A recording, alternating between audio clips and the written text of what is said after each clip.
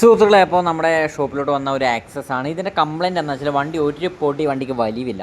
അപ്പോൾ clutch side ഓക്കെയാണ്, air filter ഓക്കെയാണ്. അപ്പോൾ നമ്മളിങ്ങനെ ജസ്റ്റ് ചെക്ക് ചെയ്ത സമയത്ത് നമ്മൾ ഇതെന്ന് വെച്ചാൽ നമ്മുടെ ഓയിൽ ഭയങ്കരമായിട്ട് ലീക്ക് ഉണ്ട്. അതായത് ഹെഡ് വാൽക്കവറിൻ്റെ അതിൽ കൂടെ ഓയിൽ ലീക്ക് ഉണ്ട്. അപ്പോൾ നമ്മൾ ഈ ഒരു ബീഡിങ് മാറി 2 തവണ മാറിയിട്ട് ലീക്ക് നിൽക്കുന്നില്ല. അപ്പോൾ എഞ്ചിൻ പുറത്തോട്ട് ഇറക്കിയിട്ട് നമ്മൾ നന്നായിട്ട് അത് നമ്മുടെ ആ ബീഡിങ് മാറിയിട്ട് നന്നായിട്ട് ഗമ്മൊക്കെ ഇട്ട് കൊടുത്തു. ഇപ്പോൾ ലീക്കൊന്നും കാര്യങ്ങളൊന്നുമില്ല. ജസ്റ്റ് സ്റ്റാർട്ടാക്കി നോക്കി.